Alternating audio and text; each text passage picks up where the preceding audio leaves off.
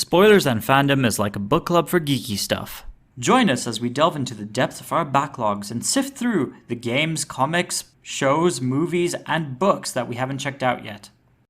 Hey everyone, welcome to this episode of Spoilers and Fandom. Today we are talking full-on spoilers about Howl's Moving Castle. I'm Hellsknight. I'm Hillary. And so again, if you intend to watch this movie, Please do. Please do watch the subbed. Yeah. And maybe don't listen to this. Go Yes. listen to the previous episode where we discussed this without any spoilers. If you don't care, Go ahead. go ahead. Yeah. All right. Fine. Spoilers. Start. So let's do this. Yes. So with the randomness of the dub, let's start with that. You have like situations where, like, okay, right at the start of the movie, the sub version doesn't have the translation of what is happening with the war. The Whereas dub version. the dub version does have that. Like literally, like Sophie is coming out of her house right at the start, right? Before she meets Howl. She's coming out of the house, or I think this is just when she's leaving. Right before the little mouse thing. It's either right before she meets Howl or after she's a grandma and she's leaving. There's like a crowd talking. You don't see the crowd, Yeah. but they're talking about how the prince has been captured. Okay? Yeah. And that country's blaming them for it. This is just like random stuff in the background that you will hear. That is extra information that you'll get that is not there in the subs. Yeah. And so you know that, right from the start, and it doesn't translate to subs for some reason. That's like an example of the Of how different it information. is. Yeah. Yeah. Also,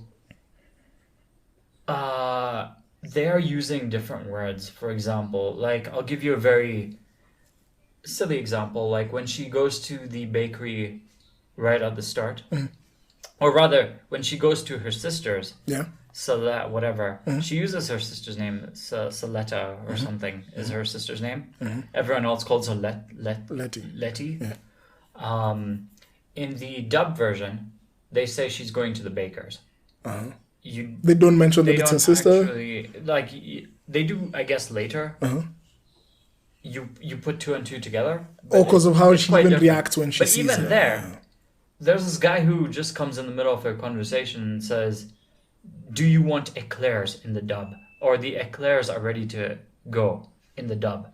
In the sub, it says medallions, or like some other sort of pastry. Like they're very. Different. They're not the same thing. A chocolate eclair is not the same as a medallion or whatever that was. Madeline. Yeah. Yeah. Yeah. So, like, even, again, right at the start, the first few lines, the dub says that Howl is hiding from planes Yes. that you see in the background. Yeah. In the subversion, it says that they're hiding from soldiers. Yeah. Already, that There's a tells big you difference. that for me, if he's hiding from soldiers, why are soldiers looking for him? You get a lot more information. Whereas why is he hiding from planes? Your information is he's an escaped convict. Yeah. Like Or he's a thug somehow. and it's not the same situation. Like the soldier thing makes more sense. So. There's like a lot of that kind of stuff that makes you draw your own conclusions, which are just a little wackier than what they actually are. And so things just end up seeming a lot more random. Yeah. For example, again, I'm talking about just the first half an hour because I watched both for the first half an hour. When Sophie's going off to meet her sister, she meets those two guards in that alleyway. Yeah. And the subversion is not creepy. Yeah. I would not call the way the guards bump into her in the subversion creepy. Yeah. The dub version Completely. is creepy. Completely Like, creepy. she was going to be raped. Yeah. Full stop. Like, there's no doubt. Yeah. But like the subversion, it's like They feel like they're a bit okay. You know the soldiers. They seem boring. Yeah. They seem bored. Yeah. Really. So this is more for them entertaining themselves than it is. Yeah. Yeah. Whereas in the dub, it's full on. They're going to rape her. Yeah. And then Howl comes by as like. Now that introduction of Howl's in God. the dub, it's horrible. Dude. It is horrible. Like I'd rather trust the soldiers than Howl at that point. I'm like, you went from one set of bad guys to worse. What? Because you're like, how would they? I really don't understand why he picked that voice for Howl. And then it's like he never read or he never like even bothered to go through that character sheet. No, maybe. So that's the thing. Like you would interpret the character brief the way you would interpret like a playboy, blah blah blah. Who and again. With Christian Bale, who's going to tell him that he did the wrong thing with the way he reacts?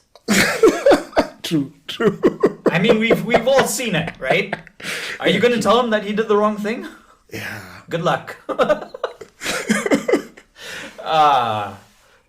But dude, I really wondered like that introduction because like even when I actually came to see Sujay, that's when he told me try the dub now.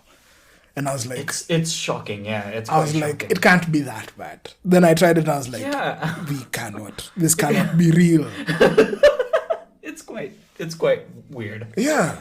And then again, the way that story progresses just from there, mm-hmm. I don't want to tell you... In case you want to go and check it out yourself to compare the two, go ahead. No, they've had moments. You talk like, about the spoilers. Like she will fly with him over the city and they will land in the balcony. And he's like, I'll lead them away. I'll lead them away, this and that, blah, blah, blah. That's the dub version. The subversion is, just chill out here till the coast is clear. And he's a lot more softer and more charming about it. Yeah. And when like his sister comes up, like the dub version is you just landed on the roof. You how did you walk? Flying, yeah, how and you landed on the roof. The subversion is how did you end up on the veranda? Yeah. Like it's completely different. I'm not explaining. You have to see the differences for yourself. It's quite jarring. But that version makes a bit more sense because in the subs, yes, her sister is working in the bakery. Yeah. So she couldn't have seen her. No, she hears it from someone else. Yeah, right? so she hears it from someone else. So she's like, "How did you land on the veranda?" Yeah. So that question makes sense. No, but like her the way she's asking, like balcony. There's first of all the difference in balcony and veranda. Yeah. The second thing is she's sort of like expressing it like she already knows that she went flying in. Mm-hmm. Yes. Whereas in the sub, she's questioning how she got up there. Exactly. So those two questions, they kind of follow better. It flows a bit better. Yeah, the sub definitely goes better. Even the conversation that she has with her at that point, subbed is a lot, like it makes more sense. Yeah. Whereas the dub does not. Yeah. The dub feels like it's a little all over the place. Yeah. Yeah. So that's the main thing with the dubs for me at least. Okay. But like character-wise, I really wanted this. Mm-hmm. I really wanted an adventure of old Sophie, a grandma, just going off and learn and figuring out stuff. And on an adventure. And she's such a likable character. Yes. And I really like. She doesn't. So the love story is really ham-fisted. Yeah. And it comes out of nowhere. I just suddenly love you. Because. And there's two love stories. I've known you for less than a day. Technically. I suddenly love you. Because there's two love stories, technically. Yeah. Yeah. But like what I really like about Sophie is how she's so nice. Yeah. Even after she's cursed by this crazy witch of the witch, she will still like not help be her? mean to her. She will still help her. And like she's just a good person. Yeah. That's why I ended up switching now from... Remember when you asked me in the last episode? Yeah. Who my favorite character was? And I did an about turn from Howl and Calcifer to Sophie. Because now all that stuff came back. Yeah. As I was thinking about that. Because Sophie is a really good character. She's a good person as well, yeah. She's a good person. Yeah. So when you see the things that she's gone through in the movie, and you wonder, okay, fine, the witch cursed her just out of spite. It wasn't really, she really didn't think about it. Yeah. Yeah. And then when she meets her again and she asks her, can you get rid of the curse? And she's like, my specialty is placing curses, not removing them. Yeah, she was completely... I don't do that. So you figure out how and you're going to get rid of the curse. And she's still, like, really bitchy towards her. Yeah. But then now, immediately after she gets her comeuppance. Yeah. Yeah. And you're like, okay, cool. So she learned this. No, and she's even, like, cheering her to climb upstairs and stuff. Like, this is this chick who literally put you in a horrible situation. She's changed your life, yeah. Yeah. And you're, like, still, like, trying to help her out. Mm-hmm. So that stuff like that is what won me over to Sophie now. Yeah. Yeah. But I'll say this. This is going to be a bit of a veer. Yeah. That time travel story. Yeah. I wanted it to go somewhere else. Yeah, for me it made sense. So that's the other part that I liked with the plot. Because at the start, again, everything is so random in this movie. Mm-hmm.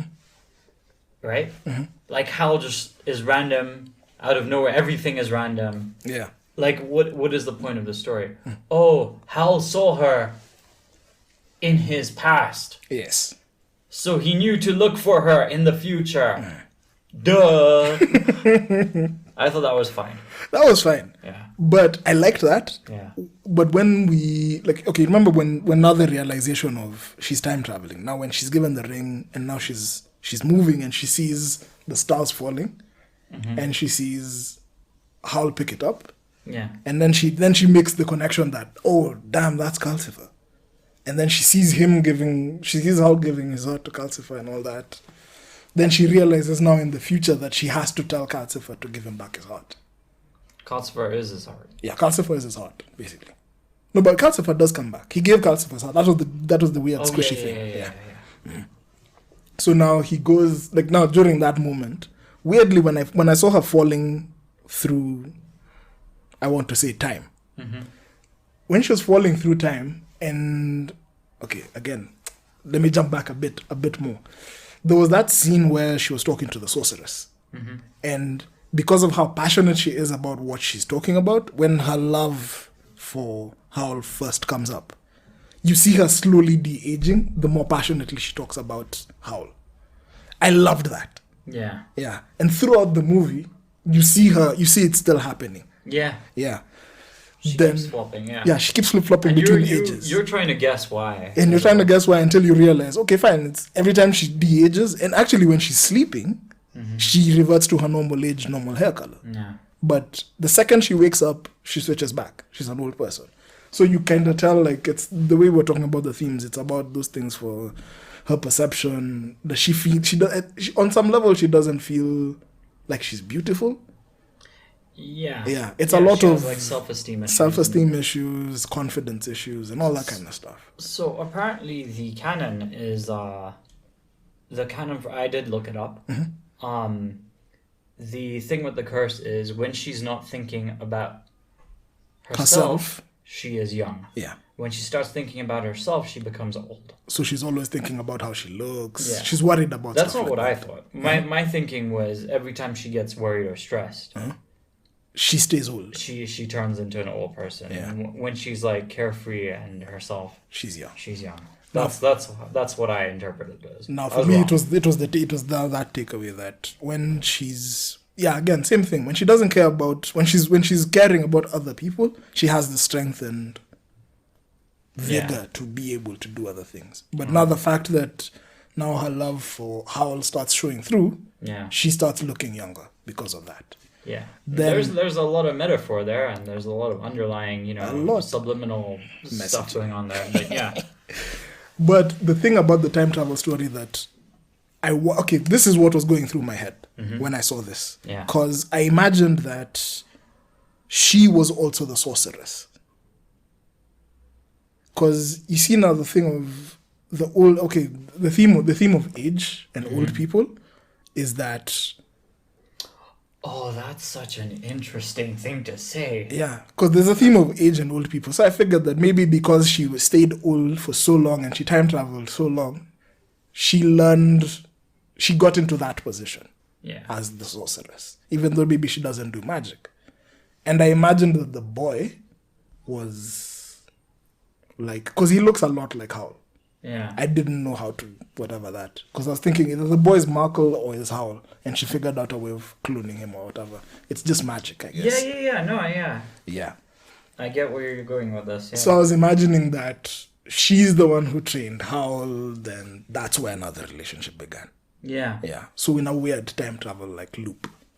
Yeah. So I was expecting that at some point in her travel through time, when she said that she was really tired and she couldn't walk, I was thinking now she'd get into a wheelchair and then she's the sorceress. Yeah. But then now when it switched back again, it was also okay. I really didn't mind this ending, even though I still think that things were wrapped up a bit too fast for my opinion, for my liking. Yeah. Yeah. And that those love stories, I don't know. I feel like maybe they needed either more time or just shouldn't have been there in the first place. Okay, the love story I liked was The Witch of the Waste and Howl.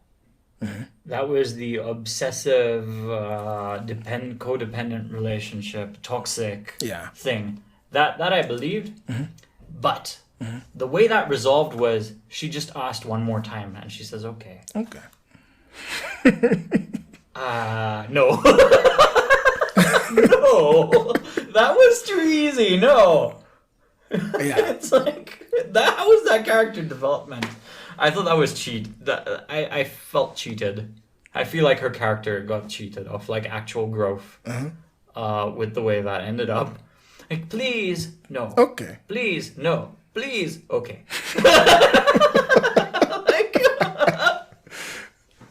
And how about with Turniphead? Turniphead ending up being the prince. I liked that. That was fine. Yeah. He didn't really say much. Again, if you're watching the English dub, it will be really jarring and random. And the thing about knowing why the war is there in the first place is really a subtle thing that was in the background. Sorry. That's alright. It's okay. Got it. It's like a really subtle thing that unless you're paying attention to what crowds are saying in the background, you won't really even get it. So, but now, okay, how did you like the fact that it was all right. the bit when they mentioned that since there's a weird love triangle between Sophie, Howl, and Turniphead when he comes back as the prince, because she's in love with Howl. But he's in love with her. Like love at first sight. He's in love with Sophie. Sophie's in love with Howl. Yeah, Sophie's in love with her. Sophie. He's in love with Sophie. But the prince is in love with Sophie. The prince is in love with Sophie. Really? Yes. It's mentioned.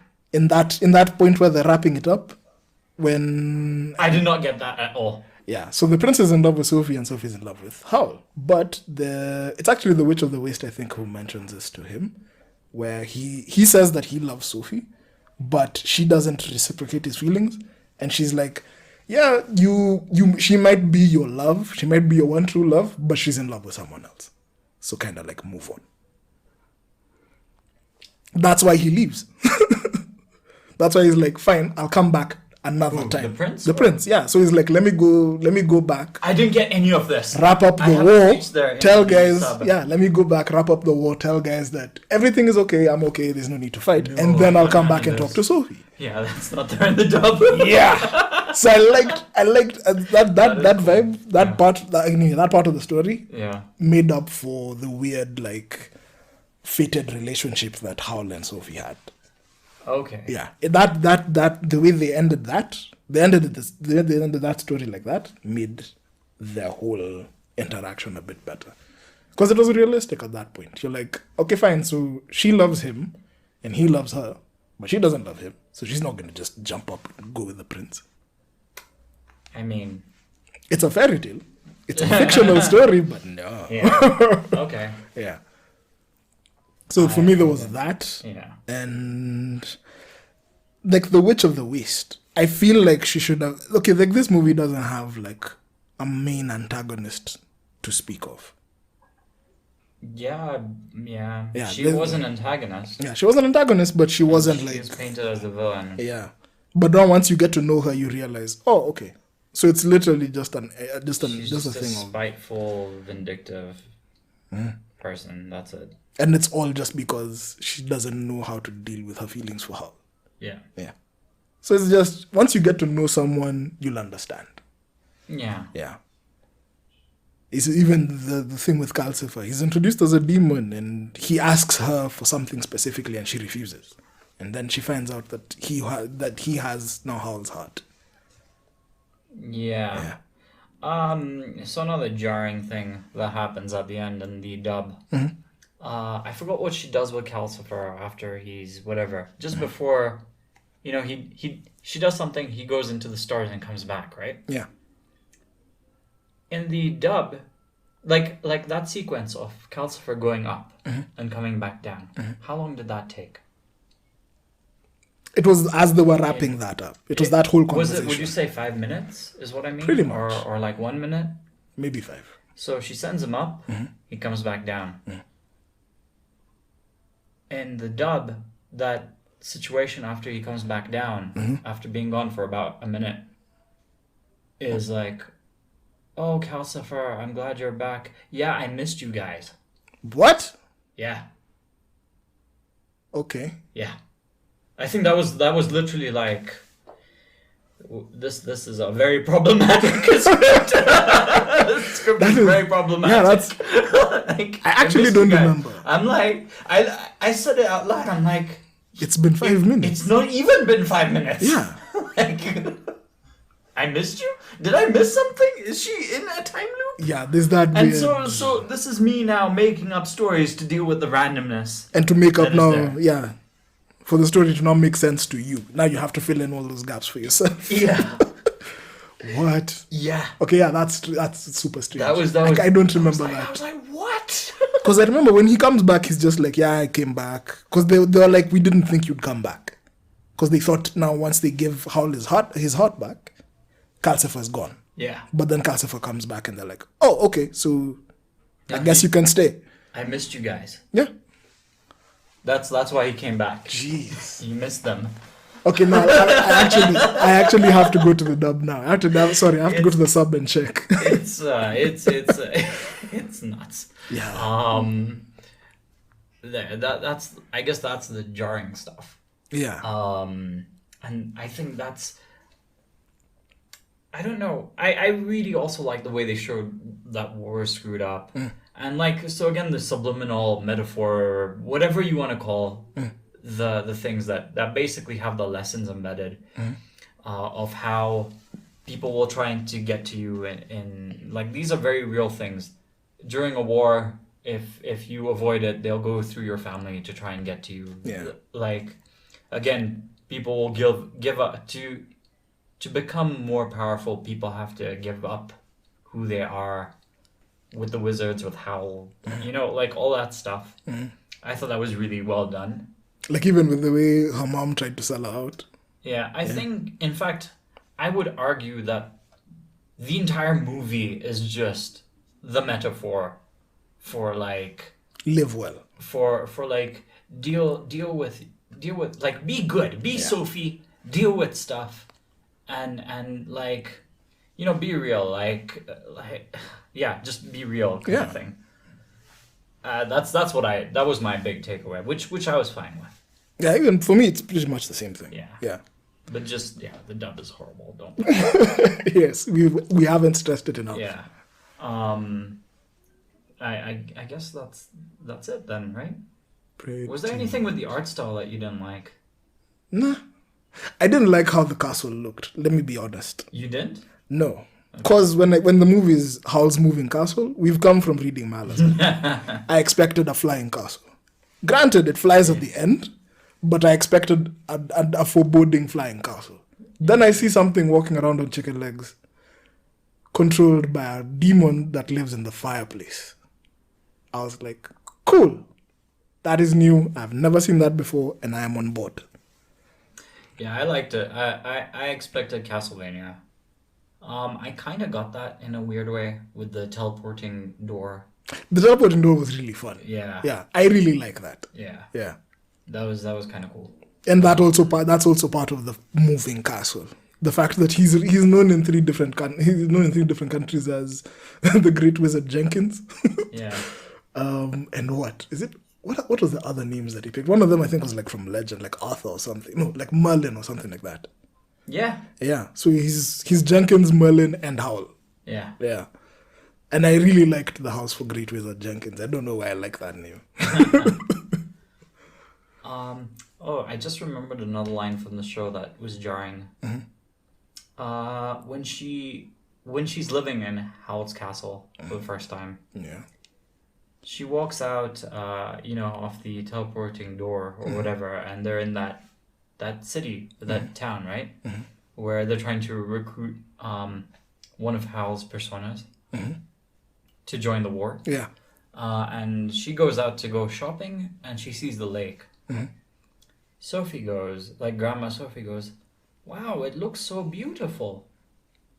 The kid responds, It's always been that way," or like he says something that doesn't, like, that's not what Sophie said. Like Sophie was just saying that it's beautiful, and he says, "It's always been that way," implying that it had changed. Like this is a line that just drove me nuts. No, I remember there's a part in the sub. Yeah. Which is, I think I remember the same thing. Yeah. But I think the gist of what they were trying to communicate there was Sophie seeing all these things for the first time. Yeah. So for her, everything is new and everything is beautiful. Yeah. Markwell has been... Yeah. He has a lot more familiarity with I'm sure magic. He's seen it before. It's just the usual. Yeah, for him it's just the usual. So it's just that difference in perspective. But my head started thinking, okay, is he implying that stuff changes in the world because of the teleporting door, right? Oh, yeah. Does that change the world around them, or are they jumping? Are they Doctor Whoing through different time zones? This is what I thought. Again, I'm completely left to my own devices to imagine whatever crap I want. But yeah, that's where I went. So even weird things like that maybe the translation could have been better. I go off. Okay. Yeah. Okay. But I think I have to go back to watch now that bit at the end, which you've mentioned. I missed you guys. Yeah, I missed you guys. I need to see that. That was funny. Yeah. What? Yeah. So what else? My mom's comment for this was just anything will happen. And my mom had one of those moments why is he doing that? I'm like, Mom, just because. Just accept it. Because I had a problem with the love story. I'm like, how did you fall in love so fast? Yeah, you barely know this guy. It's a movie, you just accept it. That's what my mom said. Oh, so wait, she's willing. So then my mom saw something and she's like, wait, how did that? How did he decide that? I'm like, Mom, it's a movie, just accept it. I threw that back at her. That is so dope. Yeah. That's really okay. No, yeah. Because even for me, when I was watching it with my girlfriend. Yeah. She really liked it. Yeah. And for her, this is also her first-ish experience with anime and all this stuff. Oh, I'm sorry.